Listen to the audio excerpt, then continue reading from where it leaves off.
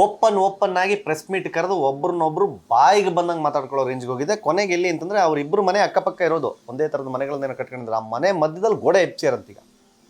ಈ ತರಹದ ಒಂದು ಪರಿಸ್ಥಿತಿ ನಿರ್ಮಾಣ ಆಗಿದೆ. ತಾಯಿ ಹಾಲು ಕುಡಿಸಿದ್ರೆ ತಾಯಿಗೆ ಎದೆ ಮೇಲೆ ಒದೆಯೋರು ಇವರು ಅಂತ ಗಾಲಿ ಜನಾರ್ದನ್ ರೆಡ್ಡಿ ಅವರು. ಇವಾಗ DKಶಿ ಅವರು ಹೆಂಗಾದ್ರೂ ಮಾಡಿ ಶ್ರೀರಾಮುಲು ಅವ್ರನ್ನ ಕಾಂಗ್ರೆಸ್ಸಿಗೆ ತಗೋಬೇಕು ಅಂತ ಒದ್ದಾಡ್ತಿದ್ದಾರೆ. ಅದಕ್ಕೆ ಇವೆಲ್ಲ ನನ್ನ ಬಗ್ಗೆ ಮಾತು. ಪಕ್ಷದಿಂದ ಹೋಗ್ತಾರೆ ಅಂದರೆ ಹೋಗಲಿ, ನಮಗೇನು ಬೇಜಾರಿಲ್ಲ. ಆದರೆ ಹೋಗೋ ಟೈಮಲ್ಲಿ ಈ ಥರದ್ದು ನನ್ನ ಮೇಲೆಲ್ಲ ಬ್ಲೇಮ್ಸ್ ಮಾಡಿ ಹೋಗೋದು ಬೇಡ. ಶ್ರೀರಾಮುಲು ಹೇಳ್ತಾ ಇರೋದು, ನಾನು BJPಯಲ್ಲಿ ಸ್ಟ್ರಾಂಗ್ ಆಗಿದ್ದೀನಿ, ಯಾವುದೇ ಕಾರಣಕ್ಕೂ ನಾನು ಹಂಗೆ ಮಾಡಲ್ಲ ಅಂತ. ಕಾಲವನ್ನು ತಡೆಯೋರು ಯಾರೂ ಇಲ್ಲ ಅಂತ ಹೇಳ್ಬೋದು ಹೆಚ್ಚು ಕಮ್ಮಿ. ಆ ಥರದ ಇವರಿಬ್ಬರನ್ನ ಬೇರೆ ಮಾಡೋಕ್ಕೂ ಯಾರ ಕೈಲೂ ಸಾಧ್ಯ ಇಲ್ಲ ಅನ್ನೋ ಥರದಲ್ಲಿ ಇವರಿಬ್ಬರು ಫ್ರೆಂಡ್ಶಿಪ್ಪು ಬಾಂಡಿಂಗ್ ಇದ್ದಿದ್ದು. ರಾಜಕೀಯಕ್ಕೆ ಬರುವಾಗಲೂ ಒಟ್ಟಿಗೆ ಬಂದರು, ಹಾಗೆ ರೈಟ್ ಹ್ಯಾಂಡ್ ಥರ ನಿಂತಿದ್ರು. ನಮಸ್ಕಾರ, ಸ್ಪೀಡ್ ಪ್ಲಸ್ ಕರ್ನಾಟಕದ ವಿಶೇಷ ಕಾರ್ಯಕ್ರಮಕ್ಕೆ ಸ್ವಾಗತ. ನಾನು ನಿಮ್ಮ ಕಿರಿಕೀರ್ತಿ. ನಾವು ಈ ರಾಜಕೀಯದಲ್ಲಿ ಎಂತೆಂಥ ಸ್ನೇಹಿತರು ವಿರೋಧಿಗಳಾಗಿದ್ದು, ಎಂತೆಂಥ ವಿರೋಧಿಗಳು ಸ್ನೇಹಿತರಾಗಿದ್ದು ಎಲ್ಲ ನೋಡ್ಬಿಟ್ಟಿದ್ದೀವಿ. ಆದರೆ ಇಲ್ಲೊಂದು ವಿಶೇಷವಾದ ಸ್ನೇಹ, ಪವಿತ್ರ ಸ್ನೇಹ ಇವತ್ತು ರಾಜಕೀಯ ಜಟಾಪಟಿಯಲ್ಲಿ ಒಬ್ಬರ ಮೇಲೆ ಒಬ್ಬರು ಕೆಸರೆರ್ಚೋ ಥರ ಆಗಿ ಹೋಗಿದೆ. ಅದು ಗಾಲಿ ಜನಾರ್ದನ ರೆಡ್ಡಿ ಮತ್ತು ಶ್ರೀರಾಮುಲು ಅವರ ನಡುವಿನ ಸ್ನೇಹ. ಏನು ಶ್ರೀರಾಮ ಲಕ್ಷ್ಮಣ ಥರ ಇದ್ದರು. ಅಂದರೆ ಎಕ್ಸಾಂಪಲ್ ಕೊಡೋದಾದರೆ ಅಂದರೆ ಆ ಥರ ಒಬ್ಬರನ್ನ ಬಿಟ್ಟು ಒಬ್ರು ಇರ್ತಿರ್ಲಿಲ್ಲ. ಜನಾರ್ದನ್ ರೆಡ್ಡಿ ಅವರು ಅಂದರೆ ಶ್ರೀರಾಮುಲು ಹಂಗೆ, ಶ್ರೀರಾಮುಲು ಅಂದರೆ ಜನಾರ್ದನ್ ರೆಡ್ಡಿ ಅವ್ರಿಗೆ ಹಾಗೆ. ಆ ಥರದ ಒಂದು ಸ್ನೇಹ ಸಂಬಂಧಗಳಿದ್ದಿದ್ದು ಇವತ್ತು ಹೆಂಗೆ ಹೊಡೆಸ್ಕೊಂಡಿದೆ ಅಂತಂದರೆ, ಓಪನ್ ಆಗಿ ಪ್ರೆಸ್ ಮೀಟ್ ಕರೆದು ಒಬ್ರನ್ನೊಬ್ರು ಬಾಯಿಗೆ ಬಂದಂಗೆ ಮಾತಾಡ್ಕೊಳ್ಳೋ ರೇಂಜ್ಗೆ ಹೋಗಿದೆ. ಕೊನೆಗೆ ಎಲ್ಲಿ ಅಂತಂದರೆ ಅವರಿಬ್ಬರು ಮನೆ ಅಕ್ಕಪಕ್ಕ ಇರೋದು, ಒಂದೇ ಥರದ ಮನೆಗಳನ್ನೇನೋ ಕಟ್ಕೊಂಡಿದ್ರು. ಆ ಮನೆ ಮಧ್ಯದಲ್ಲಿ ಗೋಡೆ ಎಪ್ಸಿರಂತೀಗ. ಈ ತರಹದ ಒಂದು ಪರಿಸ್ಥಿತಿ ನಿರ್ಮಾಣ ಆಗಿದೆ. ಮೊದಲು ಶ್ರೀರಾಮುಲು ಅವರು ಜನಾರ್ದನ್ ರೆಡ್ಡಿ ಅವರ ಬಗ್ಗೆ ಕೋರ್ ಕಮಿಟಿ ಸಮಿತಿಲಿ ಏನೋ ಒಂದು ಸಣ್ಣ ಮಾತುಕತೆ ಆಯ್ತಂತೆ. ಅದಾದಮೇಲೆ ಸ್ವಲ್ಪ ಹರಿಹಾಯ್ದಿದ್ರು ಜನಾರ್ದನ್ ರೆಡ್ಡಿ ಅವ್ರ ಮೇಲೆ. ಜನಾರ್ದನ್ ರೆಡ್ಡಿ ಅವ್ರು ಬಿಡ್ತಾರ, ಅವ್ರು ಪ್ರೆಸ್ ಮೀಟ್ ಅವ್ರು ಇದ್ದು ಬದಿದ್ದೆಲ್ಲ ಏನೇನ ಮಾತಾಡಾಕ್ಬಿಟ್ರು. ಹೇಳಿದ್ರು, ರೌಡಿಗಳ ಜೊತೆಗೆ ಇದ್ದಿದ್ದು ಶ್ರೀರಾಮುಲು, ನಾನು ಕರ್ಕೊಂಬಂದು ಬುದ್ಧಿ ಹೇಳಿ ಸರಿ ಮಾಡಿ ಜೊತೆಲಿ ಇಟ್ಕೊಂಡೆ, ಅದಕ್ಕೆ ನನಗೆ ಇವಾಗ ದ್ರೋಹ ಮಾಡ್ತಾಯಿದ್ದಾರೆ. ಅವರೊಂದು ಸಚಿವನ್ ಮಾಡಿದೆ, ಹಲ್ಲೆ ಆಗಿದ್ದಾಗ ನಾನು ಅವ್ರಿಗೆ ನೆರವಾದೆ ಶ್ರೀರಾಮುಲುಗೆ, ಇವಾಗ ಅದನ್ನೆಲ್ಲ ಮರೆತುಬಿಟ್ಟಿದ್ದಾರೆ. ತಾಯಿ ಹಾಲು ಕುಡಿಸಿದ್ರೆ ತಾಯಿಗೆ ಎದೆ ಮೇಲೆ ಒದೆಯೋರು ಇವರು ಅಂತ ಗಾಲಿ ಜನಾರ್ದನ್ ರೆಡ್ಡಿ ಅವರು. ಇವಾಗ DKಶಿ ಅವರು ಹೆಂಗಾದ್ರೂ ಮಾಡಿ ಶ್ರೀರಾಮುಲು ಅವ್ರನ್ನ ಕಾಂಗ್ರೆಸ್ಸಿಗೆ ತಗೋಬೇಕು ಅಂತ ಒದ್ದಾಡ್ತಿದ್ದಾರೆ. ಅದಕ್ಕೆ ಇವೆಲ್ಲ ನನ್ನ ಬಗ್ಗೆ ಮಾತು. ಪಕ್ಷದಿಂದ ಹೋಗ್ತಾರೆ ಅಂದರೆ ಹೋಗಲಿ, ನಮಗೇನು ಬೇಜಾರಿಲ್ಲ.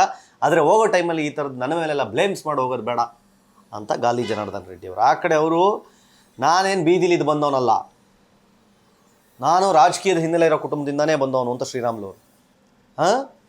ನಾನು ನನ್ನ ಸಾಮರ್ಥ್ಯದಿಂದ ಬಂದವನು, ಏನು ಹೆಲಿಕಾಪ್ಟರಿಂದನೇ ಹುಟ್ಟಿದ್ದಲ್ಲ ನಾನು ನನ್ನ ಸ್ವಾಭಿಮಾನಕ್ಕೆಲ್ಲಾದ್ರೂ ಚ್ಯುತಿ ಆದರೆ ರೆಬಲ್ ಆಗ್ಬಿಡ್ತೀನಿ ನಾನು, ಅದರಲ್ಲಿ ಅನುಮಾನನೇ ಬೇಡ. ನಾನು BJPಯಲ್ಲಿ ಶಕ್ತಿವಂತ ಆಗಿದ್ದೀನಿ, ಯಾವುದೇ ಕಾರಣಕ್ಕೂ ಕಾಂಗ್ರೆಸ್ ಪಕ್ಷಕ್ಕೆ ಸೇರೋದಿಲ್ಲ ಅಂತಂದರೆ ಅವರು DKಶಿ ಕರೀತಿದ್ದಾರೆ, ಅದಕ್ಕೆ ಹಿಂಗೆ ಪ್ಲ್ಯಾನ್ ಮಾಡ್ತಿದ್ದಾರೆ ಅಂತ ಗಾಲಿ ಜನಾರ್ದನ್ ರೆಡ್ಡಿ ಹೇಳಿದ್ರೆ, ಶ್ರೀರಾಮುಲು ಹೇಳ್ತಾ ಇರೋದು, ನಾನು BJPಯಲ್ಲಿ ಸ್ಟ್ರಾಂಗ್ ಆಗಿದ್ದೀನಿ, ಯಾವುದೇ ಕಾರಣಕ್ಕೂ ನಾನು ಹಂಗೆ ಮಾಡಲ್ಲ ಅಂತ. ಆಮೇಲೆ ಕೋರ್ ಕಮಿಟಿ ಸಭೆಯಲ್ಲಿ ರಾಜ್ಯ ಉಸ್ತುವಾರಿ ರಾಧಾಮೋಹನ್ ನನ್ನ ತುಂಬ ಅಸಹ್ಯವಾಗಿ ನೋಡಿದ್ರು ಅಂತ ಅವ್ರದ್ದೊಂದು ಬ್ಲೇಮ್. ಅದರ ಕಾರಣ ಏನು? ಹಿಂಗೆ ಈ ಥರ ಅಣ್ಣ ತಮ್ಮನ ಥರ ಇದ್ದವರು ಇವರಿಬ್ಬರ ನಡುವೆ ವೈಮನಸ್ಯ ಯಾಕೆ ಈ ರೇಂಜಲ್ಲಿ ಆಗೋಯ್ತು ಅಂದರೆ, ನಿಮಗೊಂದು ನೆನಪಿರಲಿ, ಸಿದ್ದರಾಮಯ್ಯನವರು ಬಳ್ಳಾರಿಗೆ ಕಾಲ್ನಡಿಗೆ ಹೋಗಿದ್ರು ಗೊತ್ತಾ? ಅವಾಗ ಇವರಿಬ್ಬರ ಮೇಲೇ ಬಹಳ ದೊಡ್ಡ ದ್ವೇಷ ಅನ್ನೋದಕ್ಕಿಂತ ರಾಜಕೀಯ ವೈಮನಸ್ಯ ಇದ್ದಿದ್ದು. ಗಾಲಿ ಜನಾರ್ದನ್ ರೆಡ್ಡಿ ಮತ್ತು ಶ್ರೀರಾಮುಲು ಜೊತೆಲಿ ಇದ್ದರು ಅಂತಂದರೆ ನಡ್ಗೋಬಿಡ್ಬೇಕು, ಹಂಗೆ ನಡಗಿಸ್ತಾ ಇದ್ರು ಅವರು. ಆಮೇಲೆ ಅದಾದಮೇಲೆ ಬೇರೆ ಬೇರೆ ಕಾರಣಗಳಿಗೆ ಏನು ಇವತ್ತು ಕನ್ನಡಪ್ರಭದಲ್ಲಿ ತುಂಬ ನೀಟಾಗಿದೆ ಅಂತ ಎಕ್ಸ್ಪ್ಲೇನ್ ಮಾಡಿದ್ದಾರೆ. ಏನು ಮಿತ್ರರ ನಡುವೆ ವೈರತ್ವಕ್ಕೆ ಕಾರಣ ಏನು ಅಂತ.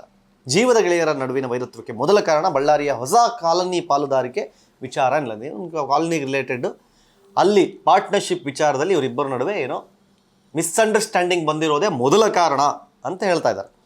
ಆಮೇಲೆ ಗಣಿ ಕೇಸಲ್ಲಿ ರೆಡ್ಡಿ ಜಾಮೀನಿನ ಮೇಲೆ ಬಿಡುಗಡೆ ಆದಮೇಲೆ ಅವರೊಂದು ಪಾರ್ಟಿ ಮಾಡಿದ್ರು, KRP ಅಂತ.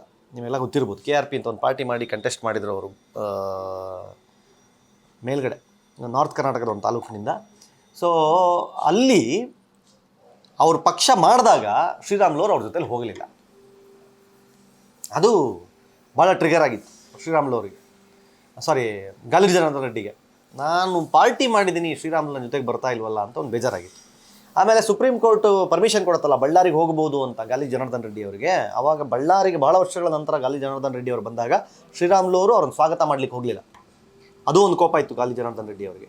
ಆಮೇಲೆ ಸಂಡೂರು ಉಪಚುನಾವಣೆ ಆಯ್ತಲ್ಲ, ಅದರಲ್ಲಿ ಶ್ರೀರಾಮುಲುಗೆ ಟಿಕೆಟ್ ಸಿಗಬೇಕಾಗಿತ್ತು ಶ್ರೀರಾಮುಲು ಅವರಿಗೆ. ಅದನ್ನು ತಪ್ಪಿಸಿ ಗಾಲಿ ಜನಾರ್ದನ್ ರೆಡ್ಡಿ ಅವರು ಆಪ್ತಾ ಇದ್ದಾರಲ್ಲ ಬಂಗಾರು, ಅವ್ರಿಗೆ ಟಿಕೆಟ್ ಕೊಡಿಸೋದ್ರಲ್ಲಿ ಭಾಳ ಯಶಸ್ವಿಯಾಗಿದ್ದರು ಗಾಲಿ ಜನಾರ್ದನ್ ರೆಡ್ಡಿ ಅವರು. ಅದೊಂದು ಕೋಪ ಶ್ರೀರಾಮುಲು ಅವ್ರಿಗಿತ್ತು.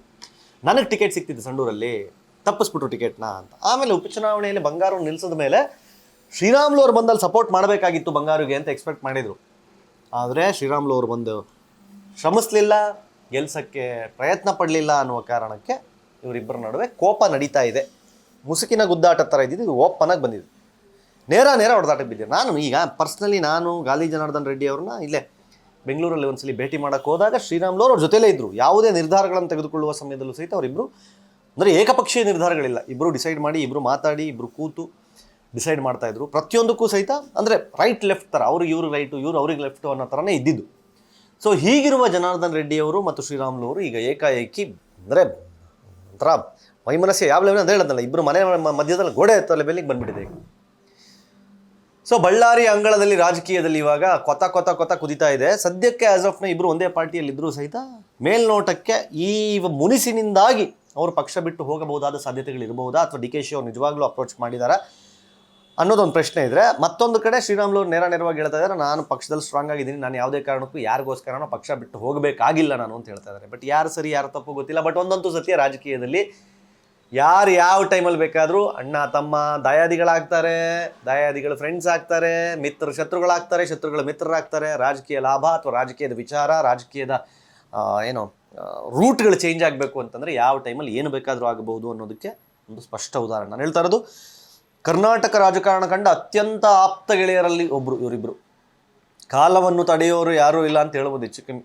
ಆ ಥರದ ಇವರಿಬ್ಬರನ್ನ ಬೇರೆ ಮಾಡೋಕ್ಕೂ ಯಾರ ಕೈಲೂ ಸಾಧ್ಯ ಇಲ್ಲ ಅನ್ನೋ ಥರದಲ್ಲಿ ಇವರಿಬ್ಬರು ಫ್ರೆಂಡ್ಶಿಪ್ಪು ಬಾಂಡಿಂಗ್ ಇದ್ದಿದ್ದು. ರಾಜಕೀಯಕ್ಕೆ ಬರುವಾಗಲೂ ಒಟ್ಟಿಗೆ ಬಂದರು, ಹಾಗೆ ರೈಟ್ ಹ್ಯಾಂಡ್ ಥರ ನಿಂತಿದ್ರು.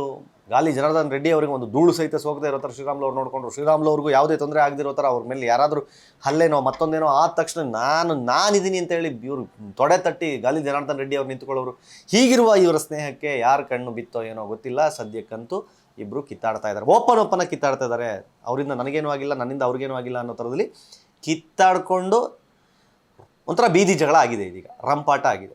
ಏನಾಗುತ್ತೆ ಇದು ಮುಂದಿನ ದಿನಗಳಲ್ಲಿ ನೀವು ಕಾದು ನೋಡಬೇಕು. ಶ್ರೀರಾಮುಲು ಅವ್ರ ಪಕ್ಷ ಬಿಡೋ ತನಕ ಹೋಗುತ್ತಾ, ಅಥವಾ ಮತ್ತೆ ಇವರಿಬ್ಬರನ್ನ ಹೇಗಾದರೂ ಮಾಡಿ, ಈಗ ಜೆ ಪಿ ನಡ್ಡಾ ಅವರು ಆಲ್ರೆಡಿ ಶ್ರೀರಾಮುಲು ಅವ್ರ ಹತ್ರ ಮಾತಾಡಿದ್ದಾರೆ ಅಂತ ಕೇಳಿ ಬರ್ತಾ ಇದೆ, ಮತ್ತೆ ಹೇಗಾದರೂ ಹೈಕಮಾಂಡ್ ಇವರಿಬ್ಬರನ್ನ ಸ್ನೇಹ ಕೈ ಮಿಲಾಯಿಸೋ ಥರ, ಕೈ ಮಿಲಾಯಿಸೋದಲ್ಲ, ಕೈ ಜೋಡಿಸೋ ಥರ ಮಾಡುತ್ತಾ, ಕೈ ಮಿಲಾಯಿಸೋ ಥರ ಮಾಡುತ್ತಾ ಅನ್ನೋದನ್ನು ಕಾದು ನೋಡ್ಬೇಕು. ನೋಡ್ತಾ ಇರಿ ಸ್ಪೀಡ್ ಪ್ಲಸ್ ಕರ್ನಾಟಕ. ಇದು ನಿಮ್ಮಿಂದ ನಿಮಗಾಗಿ ನಿಮಗೋಸ್ಕರ ಮತ್ತೆ ಸಿಗ್ತೀನಿ. ನಮಸ್ಕಾರ. Speed plus Karnataka.